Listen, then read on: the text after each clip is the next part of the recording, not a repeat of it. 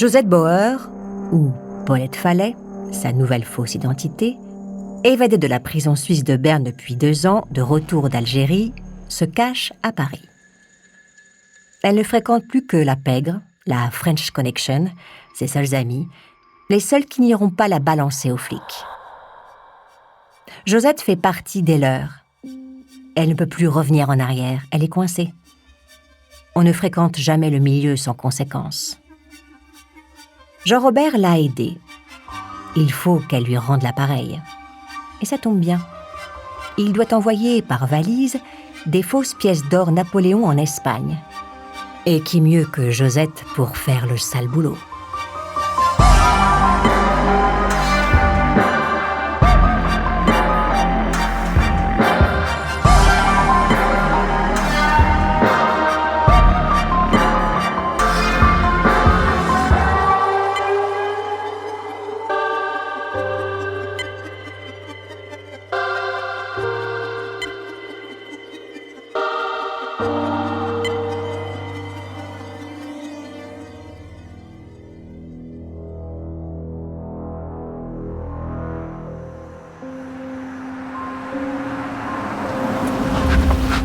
Josette accepte.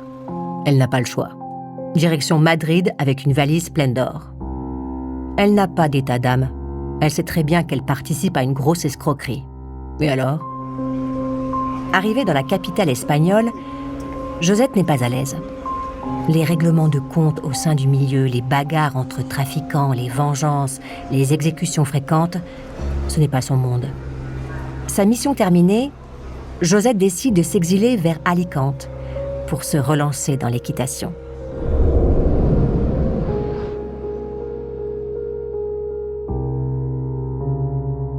Là-bas, elle participe à quelques courses, gagne un peu d'argent grâce au pari. Mais Josette survit. Elle s'est installée dans une caravane avec une nouvelle petite amie. Les 2 jeunes femmes vivotent.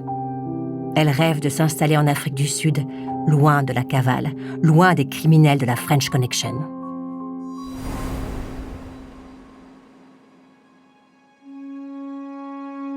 Mais le milieu n'est jamais loin. Un jour de juillet 1967, un homme, Willy Lambert, envoyé par Jean-Robert, vient chercher la jeune femme. La French Connection a besoin d'elle pour une nouvelle mission. Importer de l'héroïne sur le territoire américain. Travail délicat. Elle risque 40 ans de prison. De toute façon, elle n'a pas le choix. Jean-Robert s'occupe de la logistique, les billets d'avion, les hôtels. Elle partira avec Willy. Premier voyage prévu le 14 août, destination Montréal via Boston. Poids de la marchandise, 4 kilos d'héroïne pure, divisée dans 8 paquets, scotchés sur le corps des 2 mules. Pour 4 000 $, une petite enveloppe qui la rapproche de son rêve d'Afrique du Sud, Josette se grime en femme enceinte. Arrivée à Montréal, elle passe les douanes avec une facilité déconcertante. C'est tellement facile que Jean-Robert, sans perdre de temps, lui propose un nouveau voyage, en Floride cette fois.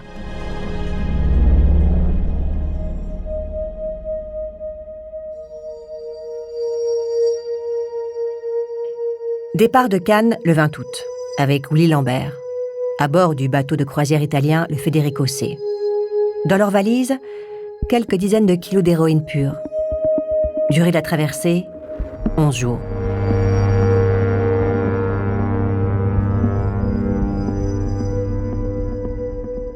Le 31 août, le Federico C accoste au port Everglades à Miami. Les touristes européens descendent les uns après les autres, accueillis au sol par un jus d'orange et le service de douane. Un homme descend, légèrement bossu. Sa démarche n'a rien de naturel. Un douanier l'interpelle. « Monsieur, vous avez un problème avec votre dos ?» Surpris, l'homme ne répond pas et se met à courir en direction du port. Le poids de la marchandise l'empêche d'accélérer. Rapidement, 4 douaniers le stoppent et le maîtrisent au sol. Willy Lambert est cuit.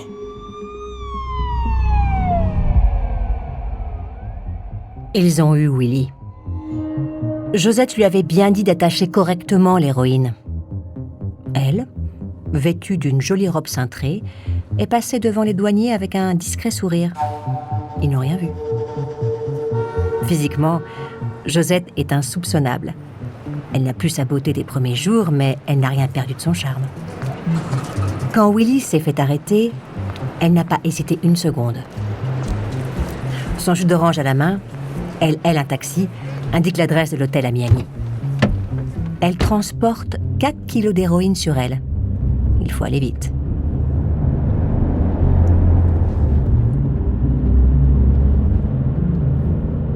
Arrivée à l'hôtel Carillon, Josette s'empresse d'acheter un grand sac en cuir à la boutique de l'hôtel. Elle y place les 8 sachets de drogue. Elle ne peut pas garder le sac avec elle. Il faut qu'elle le laisse quelque part où Jean-Robert pourra le récupérer discrètement.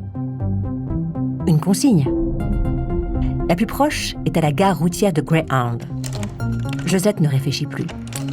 Elle dépose le sac dans un casier, récupère la clé, retourne à l'hôtel, dépose la clé dans une enveloppe et laisse le tout à la réception à l'intention de Jean-Robert. Ensuite, elle doit retourner au port, retourner sur le Federico C pour récupérer son passeport. C'est risqué. Elle pourrait se faire arrêter. Elle partageait la même cabine que Willie, interpellé pour trafic d'héroïne. Mais Josette ne peut pas se permettre de perdre ses faux papiers d'identité. De toute façon, si elle ne se rend pas d'elle-même, la police la retrouvera très vite. Son nom est sur les billets de croisière et Willie pourrait la balancer. Josette n'a aucune envie de retourner en prison.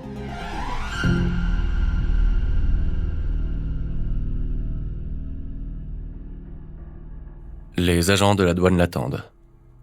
La jeune femme se présente à eux et joue la naïveté. Quoi ? Son compagnon transportait de la drogue ? Elle n'en savait rien. Elle ne sait même pas qui c'est.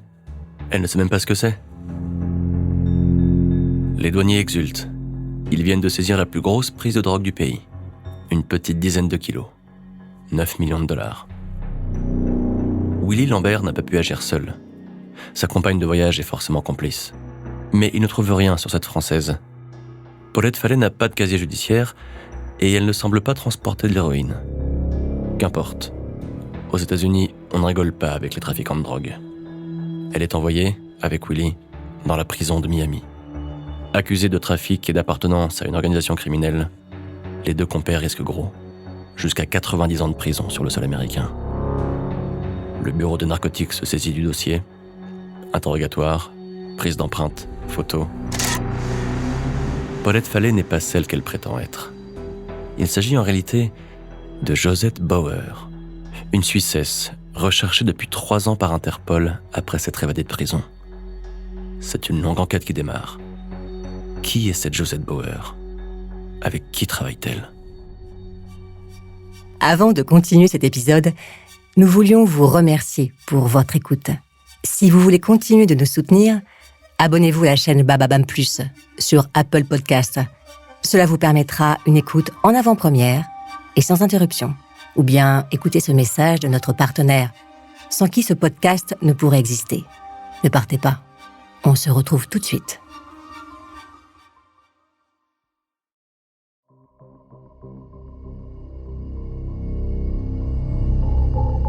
Josette tombe des nues. Elle ne se doutait pas que la Suisse la cherchait encore et que sa véritable identité allait ressurgir.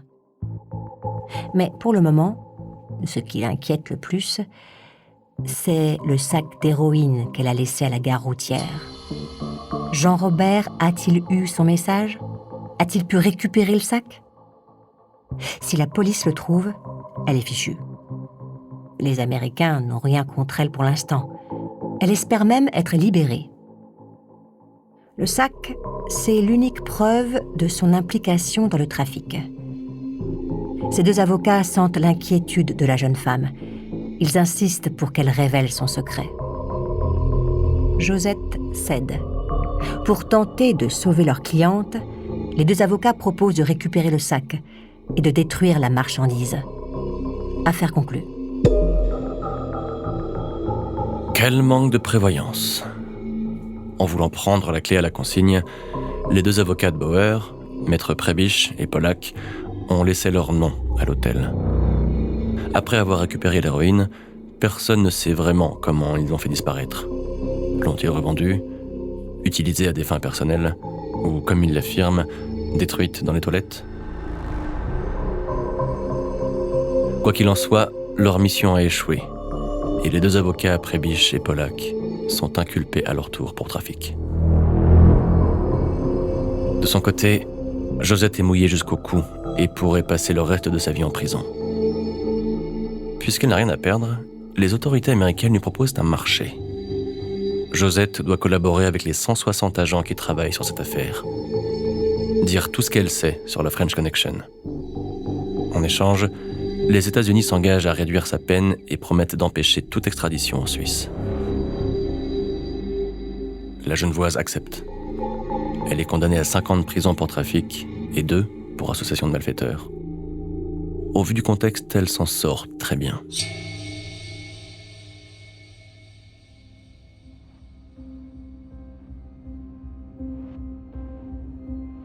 En balançant tous les membres du milieu, Josette risque sa peau. Mais elle n'a rien à perdre. C'est elle ou eux. Elle a choisi. Pendant 6 mois, elle est interrogée sans relâche. Elle balance tout. Sa mémoire des dates, des lieux et des noms impressionne. Josette Bauer est l'une des meilleures balances de l'histoire des États-Unis. Les infos qu'elle donne sont si précieuses. Les États-Unis n'avaient qu'une vague connaissance de la French Connection. Grâce à Josette, ils apprennent que le réseau fournit plus de la moitié de l'héroïne consommée dans le pays. Ils découvrent le trajet de la poudre blanche, des champs de pavots en Turquie jusque dans les veines des toxico-américains.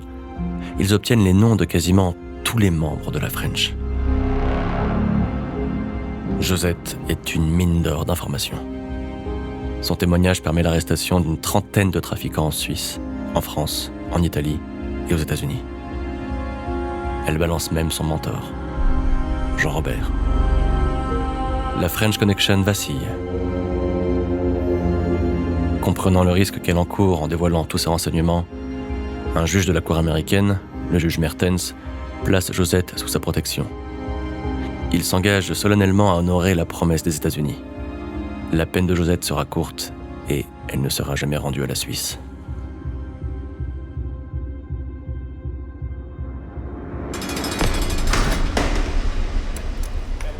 Incarcérée à la prison d'Alderson, en Virginie occidentale, Josette tue le temps.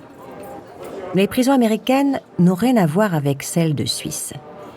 Ici, Josette peut se former à un métier, espérer se réinsérer. Tout n'est pas rose. Entre détenus, elles ne sont pas tendres. Beaucoup de bruit, de bagarres, de meurtres. Josette s'accroche. Elle sait se faire respecter. Les gardiennes l'apprécient et quelques détenus tombent sous son charme. 3 ans à tirer et elle sera libre. Peut-être pourra-t-elle s'installer ici, aux États-Unis. N'est-ce pas le lieu idéal pour recommencer une nouvelle vie, loin de la Suisse? Peut-être dans un ranch, avec des chevaux. Depuis que Josette Bauer a été retrouvée, la justice helvétique multiplie les demandes d'extradition. Elle s'acharne pour récupérer cette fugitive insolente qui a ridiculisé tout le pays. La Suisse ne lâche rien. Les États-Unis doivent honorer le traité d'extradition. Josette doit être rapatriée et terminer les 6 mois de prison qu'il lui reste à faire, à Hindelbank. La justice américaine ne sait plus quoi faire pour protéger Josette. La Suisse est trop insistante.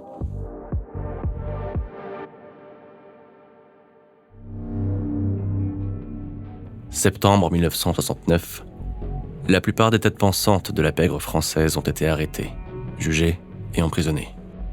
Les États-Unis ont fait leur job. Josette ne leur est plus essentielle. Empêcher son extradition devient de plus en plus compliqué.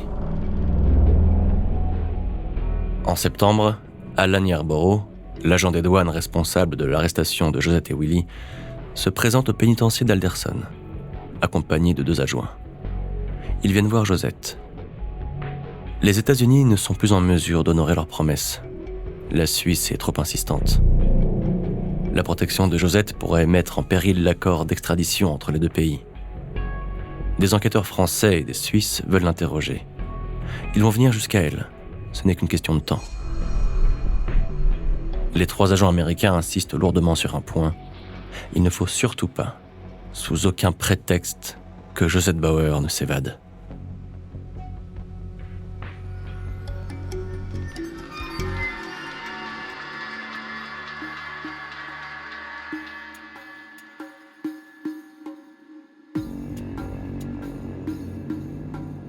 La décision est prise. Puisqu'elle n'a pas le choix, elle prendra sa liberté par ses propres moyens. Pendant 2 semaines, aidée par 2 détenus, Josette lime les barreaux de la buanderie du pénitencier grâce aux outils volés dans l'atelier de la prison.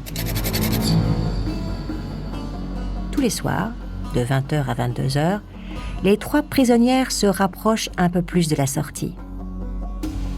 Et puis, le 11 octobre 1969, les barreaux sont assez fragilisés pour les écarter.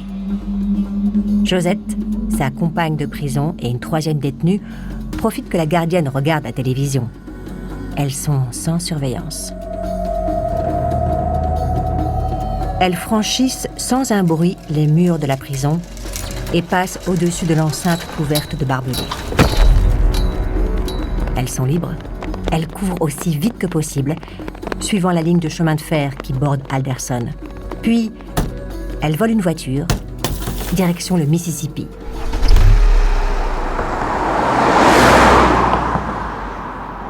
Personne n'a remarqué leur évasion. Aucune alarme ne s'est déclenchée, aucun surveillant ne les a suivis, aucun chien n'a réussi à pister leurs traces. Une évasion à l'ancienne, d'une facilité troublante. À 34 ans, Josette Bauer s'est évadée de prison pour la 2e fois. Elle se retrouve livrée à elle-même, sans argent, mais libre. Elle n'a qu'un seul projet en tête, remonter à cheval.